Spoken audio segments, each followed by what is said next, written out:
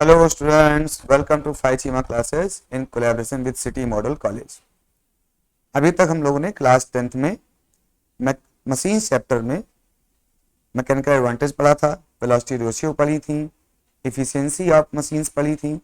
फिर हम लोगों ने लीवर्स पढ़े, टाइप्स ऑफ लीवर पढ़े, जिसमें क्लास 1 लीवर, क्लास 2 लीवर और क्लास 3 लीवर था। आज हम लोग उसी लीवर्स में कुछ आगे की चीज़ों को स्टडी करेंगे। सबसे पहले हम देखते हैं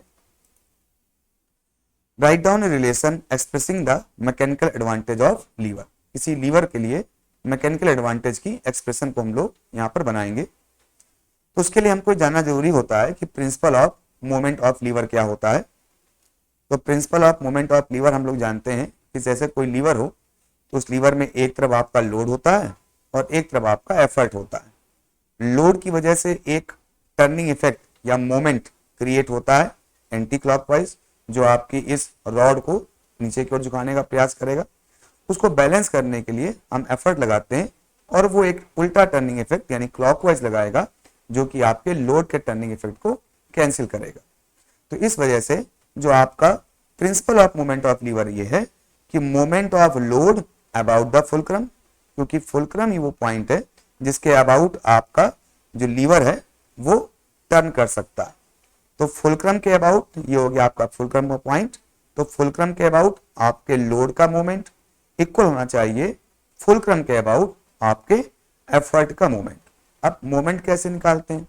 किसी भी चीज का मोमेंट टर्निंग पॉइंट से उसकी डिस्टेंस के मल्टीप्लाई करने से निकलता है। तो यहाँ मोमेंट निकालना है लोड का, तो लोड का हम मल्टीप्लाई कर देंगे टर्निंग पॉइंट यानी फुलक्रम से उसकी डिस्टेंस का, यानी लोड और लोड की डिस्टेंस टर्निंग पॉइंट से, जो कि डीएल हो गई। इसी तरह से जो एफर्ट होगा, एफर्ट का मोमेंट क्या होगा? एफर्ट इंटू एफर्ट की डिस्टेंस आपके टर्निंग पॉइंट से, जो कि है आपकी डीई। तो इस तरह से एफर्ट इंटू डीई इक्वल होना चाहिए लोड इंटू लोड की डिस्टेंस डीएल से। तो अब जब आप एफर्ट को इस तरफ ले आइए तो लोड अपॉन एफर्ट हो गया, तो ये आपका लोड आर्म इस तरफ आ जाएगा। तो एक रिलेशन आपको निकल के आ गया कि load upon effort is equal to effort arm upon load arm. अब हम लोग एक फॉर्मूला पहले ही पढ़ चुके हैं कि mechanical advantage is equal to होता है लोड अपॉन एफर्ट। यदि आप लोड अपॉन एफर्ट की वैल्यू पुट करेंगे तो अब mechanical advantage is equal to हो गया लोड अपॉन एफर्ट, और लोड अपॉन एफर्ट के प्लेस पे आप लिखेंगे एफर्ट आर्म यानी डीई और लोड आर्म यानी डीएल। तो इस तरह से ये आपका मैकेनिकल एडवांटेज का फॉर्मूला आपके सामने आ गया। अब यहां से आप देख रहे हैं कि जो मैकेनिकल एडवांटेज है वो डिपेंड कर रहा है एफर्ट आर्म और लोड आर्म की लेंथ का। अब आपकी यदि एफर्ट आर्म ग्रेटर होगी तो इसका मतलब मैकेनिकल एडवांटेज भी एक से ज्यादा हो जाएगा। लोड आर्म ग्रेटर होगी तो आपका मैकेनिकल एडवांटेज लेस देन 1 हो जाएगा। तो इस तरह से एक रिलेशन आपका निकल के आ जाता है कि आपका जो एफर्ट आर्म है वो यदि लोड आर्म के इक्वल है तो आप पाएंगे कि यहाँ पर जो रेशियो आएगा वो इक्वल टू 1 आ जाएगा। और एफर्ट आर्म ज्यादा होगी लोड आर्म से तो आप अपने इस फॉर्मूले से देखेंगे कि मैकेनिकल एडवांटेज ग्रेटर देन 1 आ जाएगा। और यदि आपकी एफर्ट आर्म कम है तो एफर्ट आर्म आपका न्यूमरेटर है, डिनोमिनेटर यदि बड़ा होगा तो मैकेनिकल एडवांटेज 1 से छोटी हो जाएगी। तो इस प्रकार से किसी भी लीवर का जो मैकेनिकल एडवांटेज होगा वो इस बात पे आपका डिपेंड करेगा कि आपकी एफर्ट आर्म और लोड आर्म में कौन सी आर्म आपकी ज्यादा है। ओके ओके, तो अब नेक्स्ट देखते हैं। नेक्स्ट कुछ क्वेश्चंस हमने लिए हैं यहाँ पर। ये सारे ही क्वेश्चन एक जैसे हैं और इन सबको एक ही बार में एक्सप्लेन कर सकते हैं। जैसे पहला क्वेश्चन है, give one example each of class 1 lever where mechanical advantage is more than 1 और लेस देन 1। तो अभी हम लोगों ने देखा है कि मैकेनिकल एडवांटेज मोर देन 1 कब होता है? जब आपका एफर्ट आर्म बड़ी हो और लोड आर्म छोटी हो, क्योंकि आपका जो फॉर्मूला है मैकेनिकल एडवांटेज का वो आपका आता है mechanical advantage is equal to load upon effort या फिर effort arm upon load arm. तो यहां से आपने देख लिया यदि एफर्ट आर्म बड़ी है तो आपका जो मैकेनिकल एडवांटेज होगा वो भी 1 से ज्यादा हो जाएगा।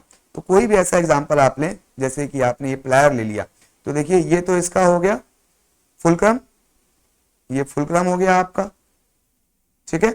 ये आपका यहां पर आप एफर्ट लगाते हो, तो इसलिए ये आपकी क्या हो गई, ये हो गई आपकी एफर्ट आर्म, ये आपकी एफर्ट आर्म हो गई। और यहाँ पर आप लोड लगते हो, कोई आप ऑब्जेक्ट रखते हो, तो ये जो लेंथ है आपकी, आपके प्लायर की ये जो लेंथ है, ये आपकी लोड आर्म हो गई। अब देखिए यहाँ पर जो एफर्ट आर्म है वो ज्यादा है और लोड आर्म आपकी कम है, तो इसलिए ये जो प्लायर है इसका मैकेनिकल एडवांटेज क्या हो गया, एक से ज्यादा हो गया। और ये उसका एग्जाम्पल हो गया, ये प्लायर का मैकेनिकल एडवांटेज एक से ज्यादा होता है क्योंकि इसकी जो एफर्ट आर्म है वो लोड आर्म से बहुत ज्यादा है। ठीक है, अच्छा अब बात करते हैं लेस देन वन के लिए। तो लेस देन वन का मतलब क्या हो गया, फिर से इसी आप फॉर्मूले से आपको साफ मालूम चल रहा है कि जिसकी लोड आर्म ज्यादा होगी उसका मैकेनिकल एडवांटेज वन से कम होगा, क्योंकि जब कभी भी डिनोमिनेटर आपका बड़ा होता है वैल्यू हमेशा लेस देन वन आती है। तो उसके लिए ये आपका सीजर एक परफेक्ट एग्जाम्पल है। यहाँ पर क्या है, ये तो आपका फुलक्रम हो गया और ये आपका एफर्ट हो गया, तो एफर्ट लेंथ आपकी कम है, जबकि जो आपकी लोड लेंथ है, यानी जहां पर आप कोई ऑब्जेक्ट रखते हो कट करने के लिए, तो जो लोड आर्म है आपकी वो देखिए बहुत ज्यादा है। तो लोड आर्म यदि ज्यादा होती है तो आपका मैकेनिकल एडवांटेज वन से कम आता है। तो इसलिए यहाँ पर क्या हो गया, मैकेनिकल एडवांटेज आपका वन से कम हो गया। इसलिए जो सीजर है आपका, ये सीजर आपके लिए उस तरह का एग्जाम्पल हो गया लीवर का जिसका mechanical advantage less then one है। यानी यहाँ पर mechanical advantage less then one है, लेकिन वेलोसिटी रेशियो यहाँ पर ज्यादा है क्योंकि ये वेलोसिटी को मल्टीप्लाई करता है। यहाँ आपकी डिस्टेंस छोटी चलनी पड़ेगी, लेकिन यहाँ पर लंबे ब्लेड्स होने की वजह से ये आपकी डिस्टेंस जल्दी चलेगा, ज्यादा चलेगा, इसलिए यहाँ पर वेलोसिटी रेशियो इस सीजर के लिए ग्रेटर देन वन है, लेकिन मैकेनिकल एडवांटेज आपका लेस देन वन है।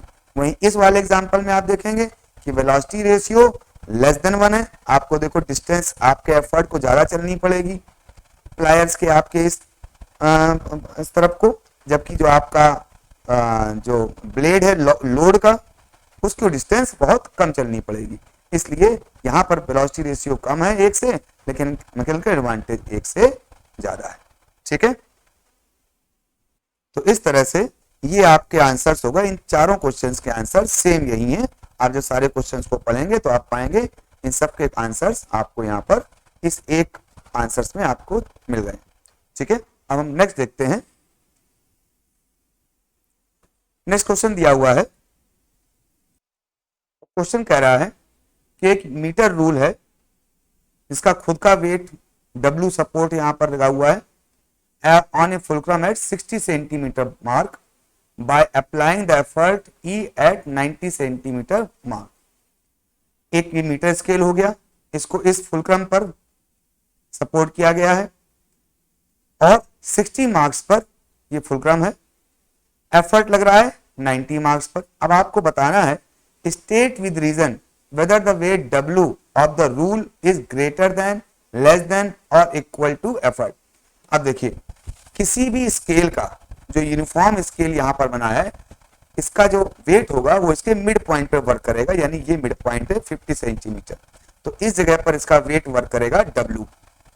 अब इक्विलिब्रियम कंडीशन के लिए वेट का जो टॉर्क होगा वो आपके एफर्ट के टॉर्क के इक्वल होना चाहिए, तभी आपका ये जो रूल है ये आपका इक्विलिब्रियम कंडीशन में होगा। क्योंकि जैसा कि यहाँ पर दिखाया गया है ये इक्विलिब्रियम कंडीशन में, तो इसका मतलब हो गया कि आपका जो वेट का टर्निंग इफेक्ट है वो एफर्ट के टर्निंग इफेक्ट के बराबर है। तो इसलिए अब आप देखिए कि फुलक्रम से वेट की डिस्टेंस कितनी है, वेट की डिस्टेंस केवल है 60 पे फुलक्रम है, 50 पे वेट है, तो आपका वेट को आप कह सकते हो लोड, तो लोड की डिस्टेंस को क्या कहते हैं हम लोग, डीएल कहते हैं।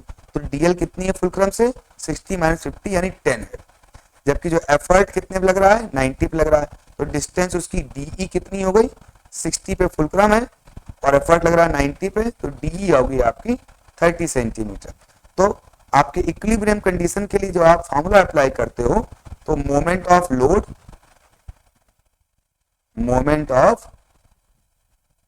इक्वल होना चाहिए आपके मोमेंट ऑफ एफर्ट के। और मोमेंट ऑफ लोड का मतलब क्या होता है, लोड की वैल्यू और उसकी फुलक्रम से डिस्टेंस, तो वो यहाँ पर 10 है। और मोमेंट ऑफ एफर्ट का मतलब हो गया एफर्ट की वैल्यू यानी एफर्ट का फोर्स और उसकी डिस्टेंस फ्रॉम द फुलक्रम, वो कितनी है यहाँ पर 30 है डीई। तो 30। अब आप यहाँ से देखिए कैंसिल कर दीजिए, तो W इज इक्वल टू क्या आ गया, 3F आ गया, यानी जो वेट है वो एफर्ट का 3 टाइम्स है।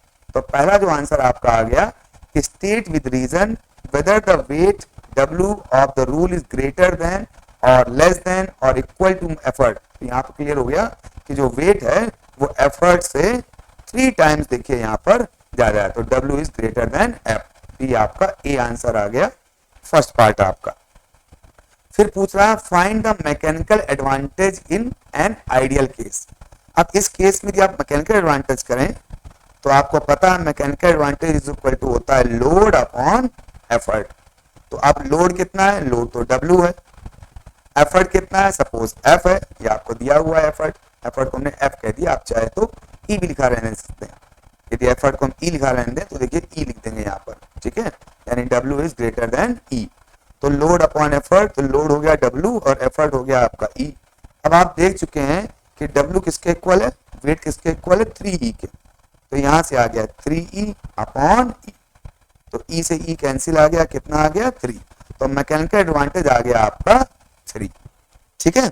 अच्छा, एक और तरीके से भी आप कर सकते हो, कैसे कि mechanical advantage is equal to होता है effort arm, effort arm upon load arm.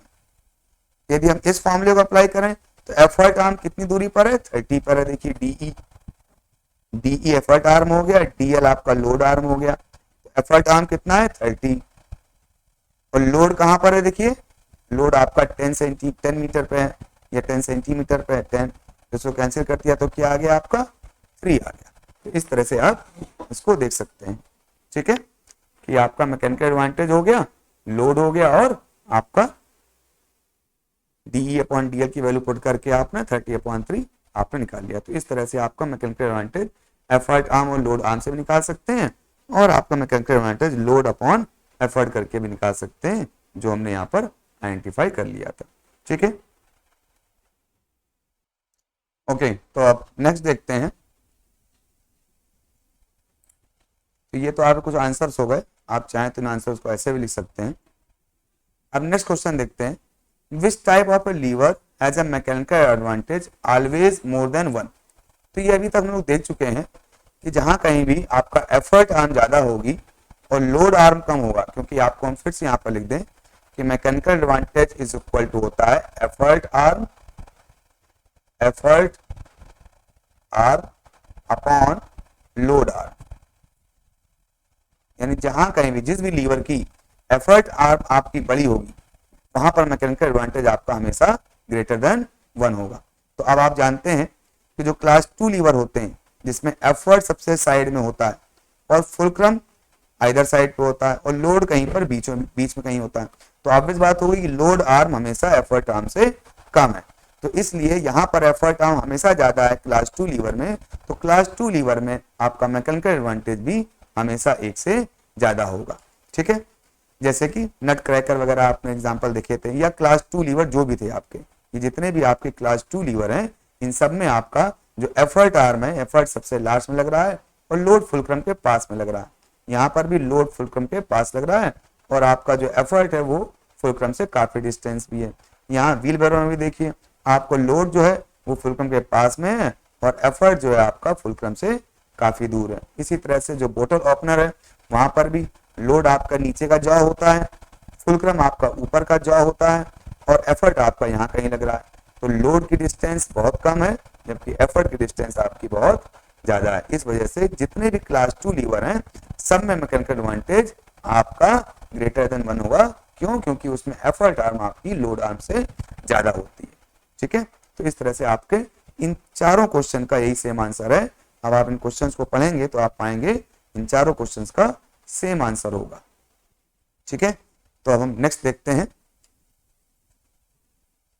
अब इस क्वेश्चन में पूछा गया है कि shows A lemon crusher in the diagram. अब जो लेमन क्रशर दिया गया है इसमें आपको फुलक्रम बताना है, लोड बताना है और एफर्ट बताना है और name of the class of lever बताना है। तो देखिए ये तो फुलक्रम हो गया आपका, ठीक है, ये आपका फुलक्रम हो गया, ये आपका लोड हो गया और ये आपका यहाँ पर आप एफर्ट लगाते हैं इन आप लीवर्स पे यहाँ पर आप एफर्ट लगाएंगे। तो इस तरह से आपका एफर्ट एक साइड में हो गया, एक साइड में फुलक्रम हो गया। तो फुलक्रम और एफर्ट यदि एक साइड में होते हैं तो बीच में कहीं लोड होता है, तो ये आपका क्लास 2 लीवर हो जाता है। तो ये आंसर आपका क्लास 2 लीवर का हो गया। अब नेक्स्ट देख लेते हैं। अब ये डायग्राम है, अभी इसको भी हम लोगों ने देखा था पीछे। लोड जहां पर टच कर रहा है यहाँ पर तो लोड वर्क करेगा। जो आपका ये प्लैंक है ये इस पॉइंट के अबाउट आप रोटेट करा सकते हो, तो ये फुलक्रम हो गया। और यहाँ पर कहीं आप एफर्ट लगाते हो, तो ठीक है, तो एफर्ट आपका आइदर साइड हो गया और यहाँ पर आपका फुलक्रम हो गया। तो फिर से ये किस प्रकार का लीवर हो गया, ये सेकेंड लीवर हो गया, क्लास 2 लीवर हो गया आपका, क्लास 2 लीवर हो गया आपका, ठीक है। तो what class of lever is this rod? This rod is class 2 lever. Give one more example of the same class of the lever. आप अभी पीछे ही देख चुके हैं, जो आपका जो आपका बॉटल ओपनर था या आपका अभी लेमन क्रशर था, ये सब आपके क्लास 2 लीवर थे। नेक्स्ट देखते हैं, state the kind of lever which always has mechanical advantage less than 1। ठीक, यहां पर भी आप समझ सकते हैं कि mechanical advantage is equal to effort arm upon load arm होता है। अब जहां पर एफर्ट आर्म स्मॉलर होगा लोड आर्म से, हमेशा मैकेनिकल एडवांटेज 1 से कम आएगा, क्योंकि डिनोमिनेटर बड़ा होगा तो वैल्यू 1 से कम आएगी। तो ऐसा कहां होता है? ऐसा आपके क्लास 3 लीवर में होता है। तो ये आपका फॉर्मूला आपने पढ़ा हुआ है, और इसी फॉर्मूले को देखें तो फुलक्रम आपका यहाँ है, लोड आपका यहाँ है और एफर्ट कहीं बीच में है। तो लोड आर्म आपकी बहुत ज्यादा हो गई, लोड की डिस्टेंस फुलक्रम से ज्यादा हो गई और एफर्ट की डिस्टेंस फुलक्रम से कम है। तो इसलिए आपका जो ये वाला आपका लीवर है क्लास 3 लीवर, जिसमें लोड आर्म आपका बड़ा है, एफर्ट आर्म आपका छोटा है, इसका मैकेनिकल एडवांटेज हमेशा आप क्या आएगा? 1 से कम आएगा। तो इस तरह से ये आपका क्लास 3 लीवर का एग्जांपल हो गया, जहां पर मैकेनिकल एडवांटेज हमेशा लेस देन 1 होगा। तो ये चारों जो क्वेश्चंस हैं, इन क्वेश्चंस को पढ़ेंगे तो इन सब के आंसर्स आपके यही आ जाएंगे जो यहाँ पर दिया गया है।